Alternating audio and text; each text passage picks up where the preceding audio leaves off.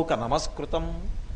మహర్షి అన్నారు, 12 నెలలు కౌసల్యా గర్భవాసం చేసి 6 ఋతువులను చూసిన తరువాత లోపల, అంటే 6 ఋతువులు అంటే 6 రెళ్ళు 12 నెలలు దాటిన తర్వాత చైత్రమాసంలో నవమి తిథి నాడు పునర్వసు నక్షత్రంలో మిట్ట మధ్యాహ్నం 12 గంటల వేళ అభిజిత్ లగ్నంలో సూర్యుడు, గురుడు, శుక్రుడు, శని, కుజుడు అనబడేటటువంటి 5 గ్రహములు ఉచ్చస్థితిలో ఉండగా కర్కాటక లగ్నంలో సర్వలోక నమస్కృతం, అన్ని లోకముల చేత నమస్కరింపబడేటటువంటి జగన్నాథుడైన శ్రీ మహావిష్ణువు కౌసల్యా గర్భము నుండి రామచంద్ర ప్రభువుగా ఆవిర్భవించారు.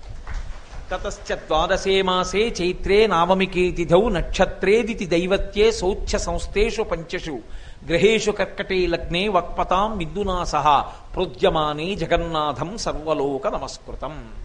రామచంద్రమూర్తి తర్వాత పుట్టినవాడు పుష్యే జాతస్థు భరతో మీనలగ్నే ప్రసన్నధీహి. పుష్యమీ నక్షత్రంలో భరతుడు పుట్టాడు. ఆయన మీనలగ్నమునందు పుట్టాడు. ఆ తర్వాత ఆశ్లేష నక్షత్రమునందు లక్ష్మణ శత్రుఘ్నులు ఇద్దరూ పుట్టారు. కాబట్టి రాముడి తర్వాత పుట్టినవాడు భరతుడు, తర్వాత పుట్టిన వాళ్ళు లక్ష్మణ శత్రుఘ్నులు. అందుకే యవరాజ్య పట్టాభిషేకం చేసినప్పుడు భరతుడికి యవరాజ్య పట్టాభిషేకం చేయడానికి కారణం అదే.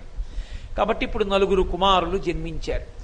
దశరథుడు తాను పెట్టుకోలేదు పేర్లు.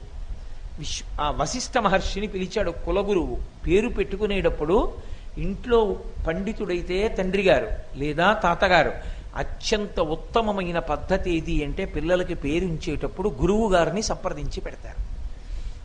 కాబట్టి గురువైన వశిష్ఠుణ్ణి సంప్రదించాడు.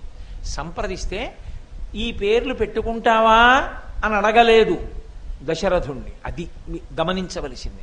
నామకరణము అంటే నామకరణ మహోత్సవమునకు గురువుగారిని ఆహ్వానించుట అంతే. గురువుగారు నా బిడ్డలకి పేరుంచండి అంతే, అంతవరకే. గురువుగారు వస్తాడు, వచ్చి అక్షతలు వేసి లౌకిక నామం రాయాలి అక్షతల్లో పళ్ళెంలో. వ్రాసేటప్పుడు గురువుగారు చెప్తాడు ఈ పేరుంచు అంతే. ఆ పేరు ఉంచగానే ఆయన అక్షతలు వేస్తాడు. ఆ పేరుతో పిలుస్తాడు, పిలిచి అక్షతలు వేస్తాడు. ఇప్పుడు వశిష్ఠుడు పేరుంచాడు గురువుగా.